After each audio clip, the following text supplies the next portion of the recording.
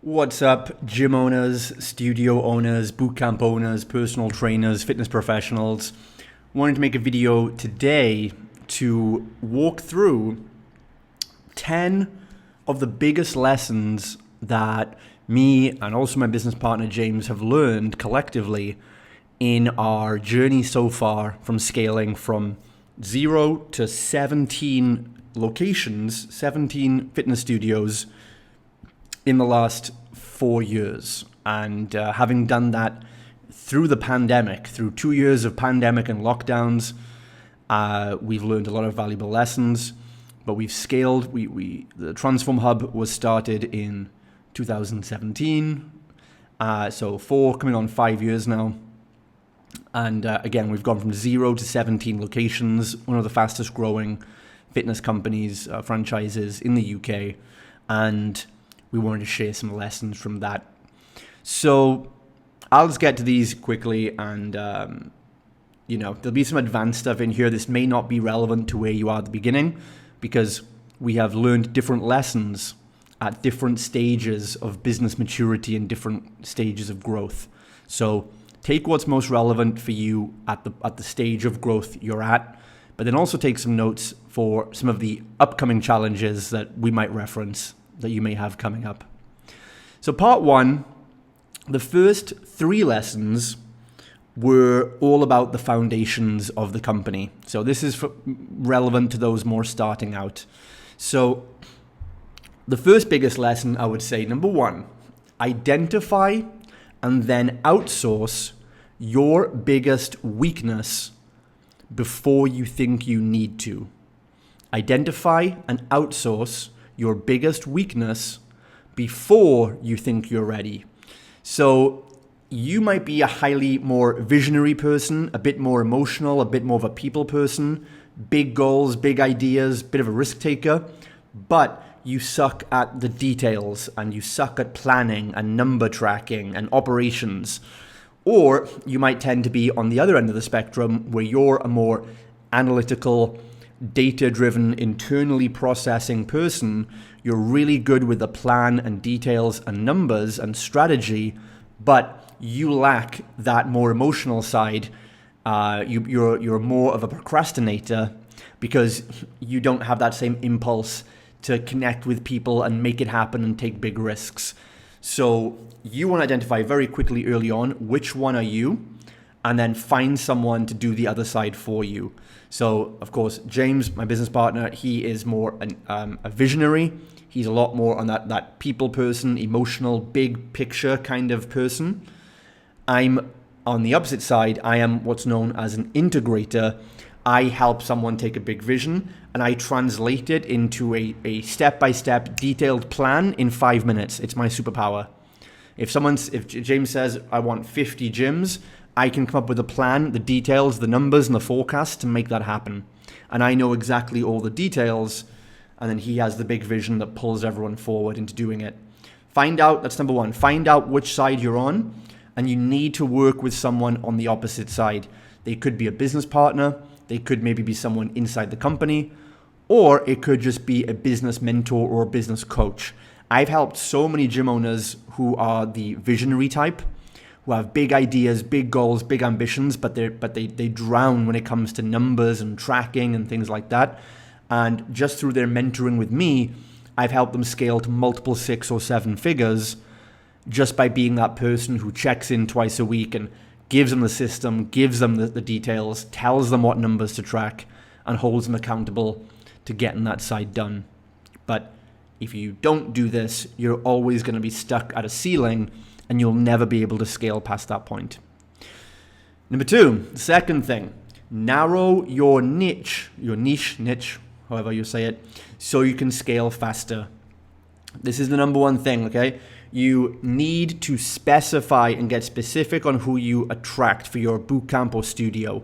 You will be much better off only targeting women or only targeting men or only targeting athletes or whatever it might be. There are some exceptions, of course, and there's some co-ed gyms that do different things. But for the fastest path to growth and profit, you want to build a company around one type of person. And it's just far more efficient and more effective because your marketing is easier. You don't have to dilute your message in your marketing. You know, you don't have to say, if you're a woman, you can have this, but if you're a man, you can have this. But unless you're over 30, then you might want this. Except if you're under 30, then you might want... Stop trying to change your language and cater to everyone, because something that's for everyone is for nobody.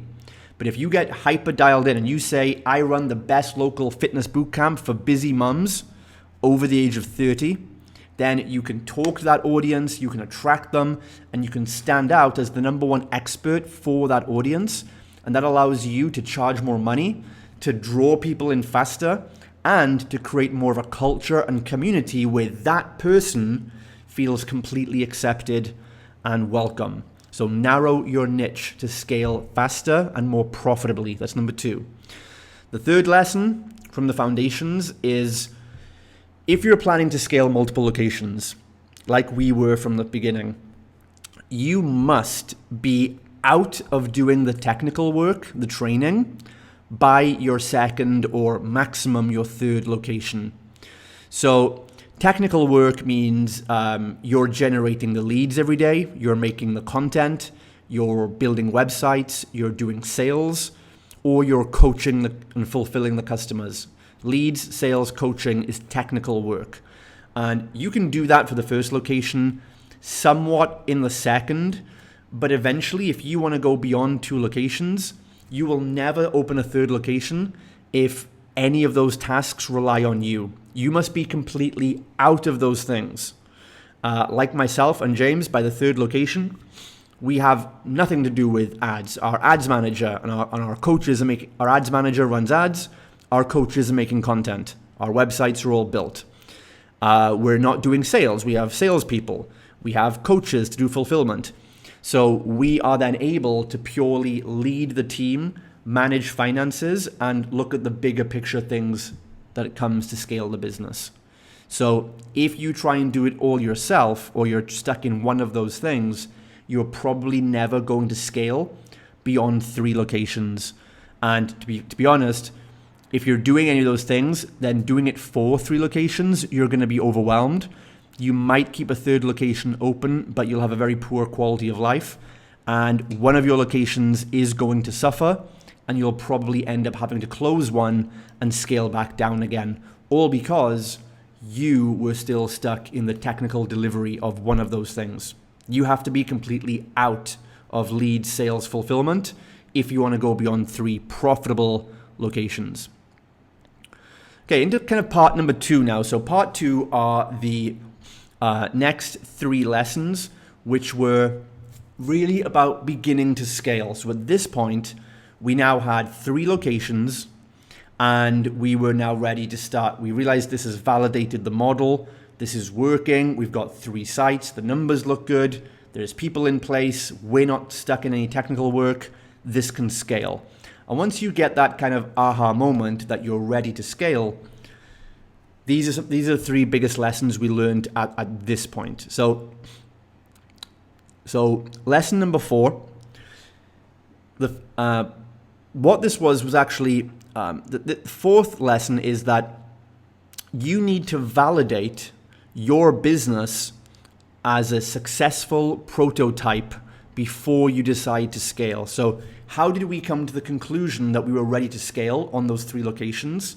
This is how. So we put in place a criteria that said this is a valid prototype for the company. And we wanted to get this locked in before we tried to scale too fast. So our criteria was, number 1, we will have 3 locations operational, right? 3. None of them would require myself or James for any technical work. And all of the 3 gyms had to be self-sustaining and profitable, which means they pay for themselves to grow. Self-sustaining means we're growing them through reinvesting the profits of that gym and not having like one gym bail out the other gym. So maybe you see a lot of multi-gym owners or multi-studio owners. It looks like they're doing really well because they have 5 locations. But in reality, if you look under the bonnet or look under the hood, you'll see that 2 of those gyms are absolutely failing and not making money. and they're using profits from the other successful locations to bail those ones out. And so the company as a whole might show a small profit, but they've got they're looking at downsizing 40% any minute. So we said, we're not going to try and scale too fast, because that's the kiss of death for most companies, gyms especially. We're going to have 3 locations, don't rely on us, and all make their own profits, and they grow in a self-sustaining way. Once you have that, then I would say that's a sensible time to look into mass scaling, because you have a model that works. Lesson number 5. You want to have a minimum 6 months worth of operating cash per location. So when we were at 2 locations, we resisted the urge to keep scaling. And instead, we took about 2 years, 2018, 2019, of gestation and accumulation of profits to build up our cash reserves. So we resisted the urge to buy more locations and put more leases down. We just collected all the profits we could. We just maintained the company, grew it, take all the profits in, so that each of our gyms had a backup reserve of 6 months of cash, meaning we had enough cash in the bank to pay all the bills, all the costs for that gym, if we could make no money whatsoever. And this one piece of advice that we did is literally what probably saved us through the pandemics. Because when the lockdowns hit and so many other gyms went out of business, they couldn't afford to keep their lease, they couldn't pay their coaches, they couldn't pay their bills because they had no money coming in. We were able to sail through the lockdowns, and it just ate into our savings. So we had 6 months of reserve cash that we didn't have to make any money for, that we ate through a little bit of that, but we were able to keep working and get back on our feet and actually acquire and buy other gyms, which allowed us to scale quickly from 2 locations to 17 within 2 years. So that's lesson number 5. You want to think about protecting each gym, even if you only have 1 gym, and don't try and grow until you've got 6 months of reserve backup cash for that gym. And I don't mean personal money. I don't mean you have personal money of 6 months. I mean the gym in the profit account has 6 months worth of profit after taxes that are owed, that literally in reserve, a 6-month float to cover the monthly expenses of the gym. So that is the one thing that keeps your business safe, because cash is oxygen. Lesson number 6, you need to document your vision, core values, and culture. If at this point you're ready to start scaling, you have to take vision and core values seriously. Because if you're going to scale, now it's not just about attracting clients anymore. To scale a nationwide or countrywide company or global company, you have to also attract the best talented staff members to work for you. You have to attract the best salespeople, coaches, managers. Maybe even you might want to attract the best investors or celebrity influencers. And so, the best people, the most talented people already work for other bigger companies, or they work for themselves. So what's going to make them want to give up that security to work for you? So documenting and sharing your company vision, the impact that you want to make in the world and why you exist as a company, this is what makes that possible. And also having core values are how you identify the right people to work for you. The reason most fit pros hire people, they hire salespeople, they hire coaches or managers, and it fails for them, is because they didn't hire based on the core values. They didn't hire on the personality traits that is required to make your company work, the backbone of your company. So if you hire people just for their resume and there's no core values in place, you're never going to have success hiring people. So that's number 6. Document your vision, your core values, and the company culture, because now you're letting more people come into the company. It's not just about you anymore. It's business partners, investors, clients, team members, and you have to make sure the culture is set so that everyone knows how to act, even as you step out slowly of the day-to-day running. Now we're on the next lesson. This is the third part. This is how you keep scaling with momentum and avoid the pitfalls. So a study showed once, I think 74% of companies fail because they scaled or tried to scale too fast. Most companies fail because they try and scale too quickly. They have that momentum, they jump on it, and it's trying to scale too fast is like getting in a race car but not even knowing how to drive or how to navigate the track or how to stay stabilized in bad conditions. And you end up getting in a race car going 200 miles an hour and you smash into the side of the road.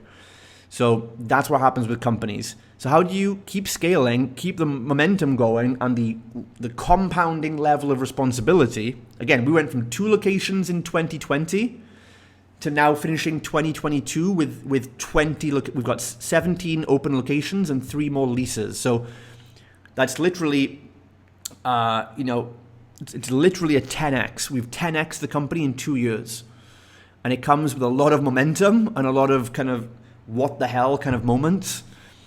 So how do we do that? So lesson 7. Lesson 7 is recessions are the best time to scale. And as they say, most empires were built from the bottom of recessions because the most wealth transfer happens in a recession. People think that a recession is where all the money disappears, but it doesn't. Money is energy, and therefore it cannot be created nor destroyed. It's only transferred. Money doesn't vanish in a recession. It just tends to go from the poor people back to the rich people, right? Because poor people don't know how to handle or invest money, and rich people do.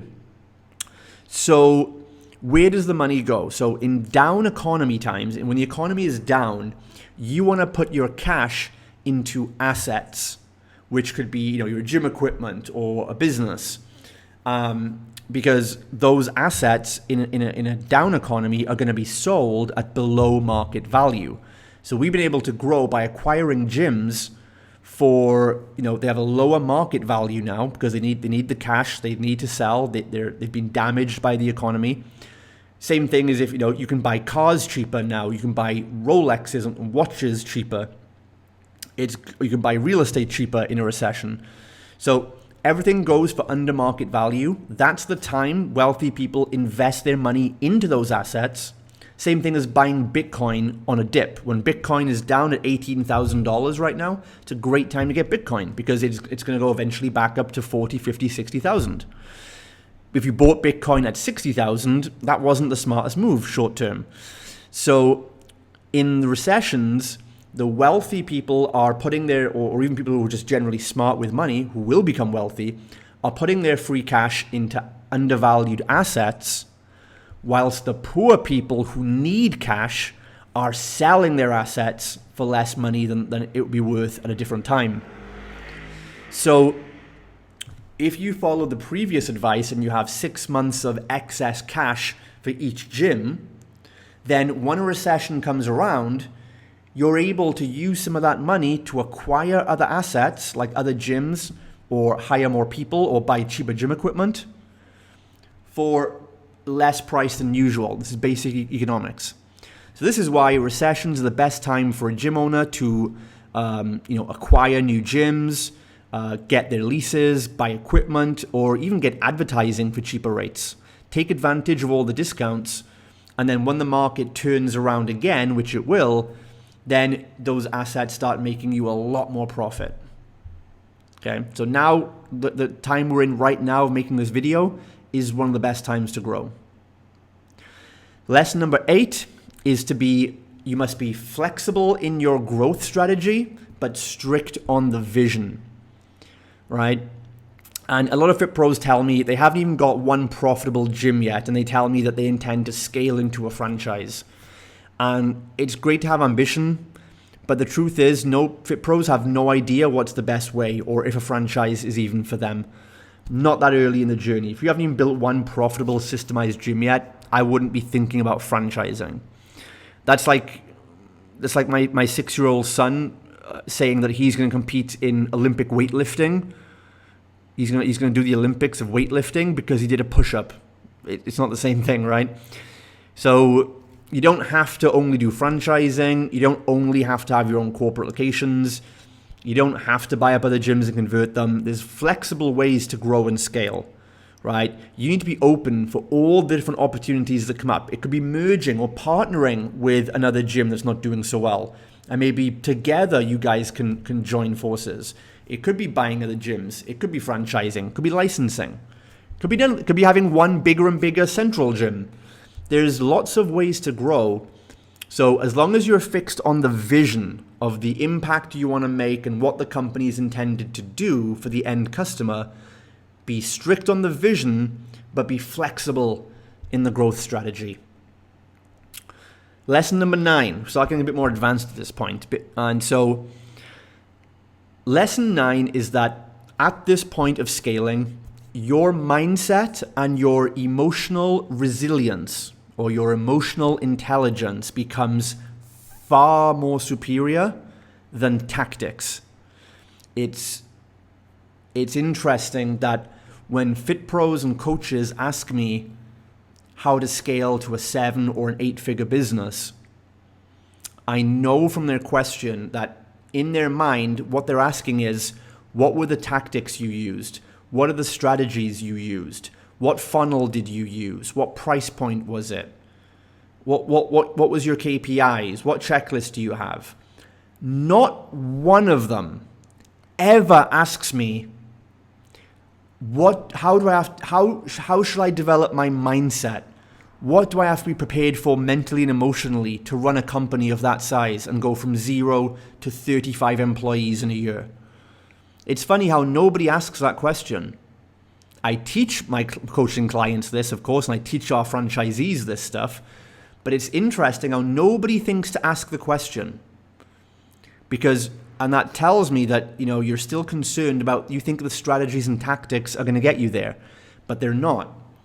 What crushes entrepreneurs who start to scale and then they crash, it's not so much tactics and strategies. It's not that their Facebook ads stopped working. It's not that their sales funnel no longer works. It's not that none of that. It's because mentally and emotionally their mindset was not ready for it. So assuming you've completed the previous lessons, and let's say now you run 5 locations and you make over $1 million or £1 million a year, right? One of the problems we experience here is what we call the good enough syndrome. It's easy at this point to start getting comfortable and to neglect your mindset work. So the biggest enemy, the biggest reason entrepreneurs crash at this point is because it's not because of something bad. It's because they have something good that they settle for. They think, well, I've got 5 successful gyms, or I've got a 7-figure business now, I'm making $1 million a year, and they just feel it's good enough.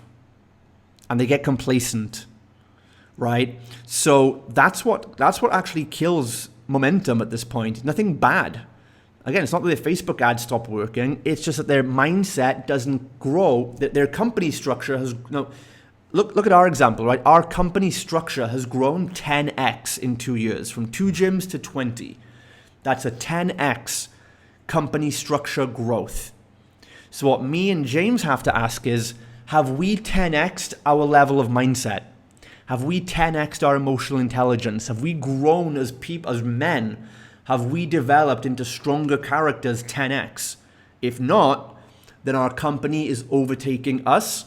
And if we're the ones in control of it, if we're the ones at the wheel or we're the ones with the reins, imagine that if you're like a sled, you're like a race, a jockey of a horse, and you've got the reins of the horse, and the horse is the business. If that horse gets 10 times faster, but you as the jockey don't get 10 times better at handling horses, you're flying off that thing. And then the horse is going to go off on its own and crash into a wall and break its leg. This is what happens. So if your company grows 5x, 10x, 2x, but you have not mentally, emotionally developed your emotional intelligence skills by the same rate, your business is going to overtake you, right? So that's what holds people back at that level. And, at this point, people don't want to level up because they've realized that the challenges, the risks, and the responsibilities of growing a 7-figure business and being responsible for 30, 40 employees, for example, gets too big for them. As they say, only the king knows the weight of the crown.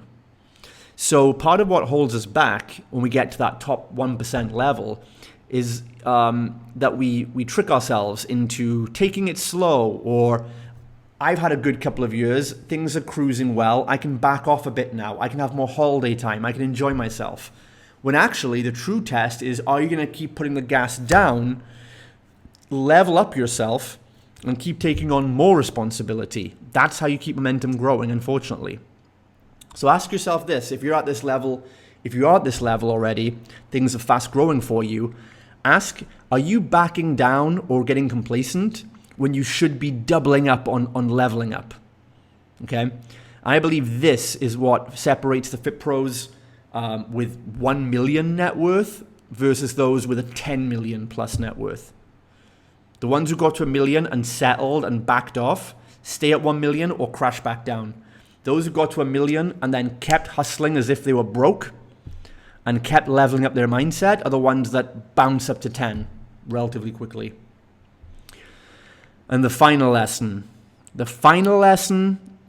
going from 7 figures to 8 figures, since I just mentioned 1 million to 10 million, and that's the gap we're talking about here, from a 1 million per year company to a 10 million per year company. This requires a completely different skill set again, because once you get to a 7-figure gym business, you've likely exhausted your previous skills and your experience. And to get to the next level, to 10x again, you need a whole new approach. You're no longer a gym guy anymore or a gym gal. Like, that's just not, you've got these gyms running for you. You're out of the picture now. Like, you don't even identify as a PT anymore. You're truly an entrepreneur. Changing up your offer or your funnel is not going to help you scale from 1 million to 10 million. That's not really going to do much difference. And you also find there's not many like marketing coaches or gurus who can help you at this level either, right? If you go to most marketing or business coaches out there and you say, yeah, I'm already making 2 million a year. How do you think I can get to 10 million? 99.9% of them will just scratch their heads because they've never seen that much money in their life, and they've never grown a company at that size, and they just won't know how to help you. So the truth is, really, this is where you begin learning. This is where this should be a blow to your ego, okay? Now is where you're going to start over and become a student all over again. And this is where you start to spend more on salaries than maybe you ever expected. This is where you're going to start hiring, literally you're going to start giving out like 6-figure salaries to people to bring. This is where, again, it's at this point, it's hard for you to just get the skills you need at this level. So again, going from 0 to 1 million, you can learn a lot of those skills. You can go and learn Facebook ads. You can go and learn sales. You can learn how to do content marketing. You can learn how to track a basic spreadsheet. But going from 1 million to 10 million and changing the infrastructure of the company requires skills that you can't get from an online course, right? Like, you need people that will understand legalities, the legalities of hiring staff. You'll need experts in human resources and how to make sure that you treat your staff fairly, comply with the law, and don't get sued. You'll need experts on finances, like CFOs, who can show you how the best ways to manage and reinvest large sums of money whilst also getting the most tax efficiencies and taking advantage of a lot of the legal and government loopholes that allow you more lines of credit and debt. You need experts on helping you get the best lines of financing or debt if you want to use debt to continue buying up and acquiring more gyms. You need experts on maybe getting equity into your company. How do you take on private equity investors? There's so many. You might even need someone with regional law. If you're like more in the States, for example, and you start expanding out of your current state. If you're in Texas, and then suddenly you start expanding locations in Mexico or Florida or California, you might even need experts who know individual laws and considerations for those places. The UK mainland is somewhat uniform, but so these are experts, things that you can't get from just like a YouTube video or an online guru course or from Udemy or anything like that. This is skills that you need to pay six-figure people for usually to come into your company and help you do this. You also need to be paying big people. If you're running a $1 million company, you need to hire someone who has experience running a $10 million plus company and ask them, how do you manage your work-life balance? How do you manage the stress? How do you set up your emotional resilience?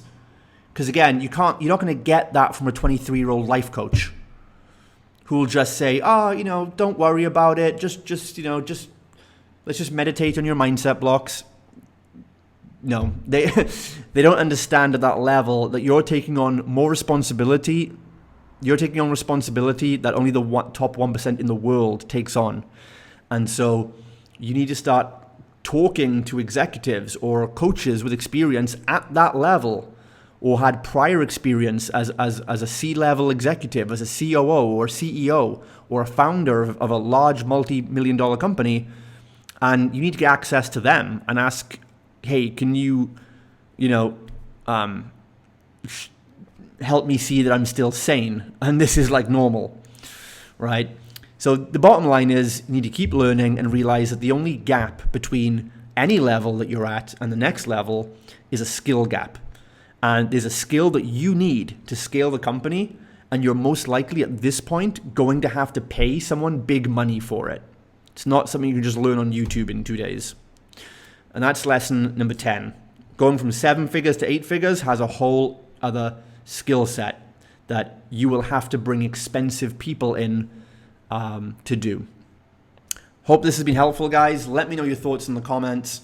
And if you want help getting to 6 figures or from 6 to 7 figures with your fitness business or your coaching business, if you're a mindset coach, a marketing agency, whatever it might be, I've got the systems and processes and experience to help you do it. And I'll be more than happy to jump on a call with you, map out your strategy, and see what your best plan of action is. Hit me up in the comments, send me a DM. Hope you enjoyed this, and I'll speak to you very soon.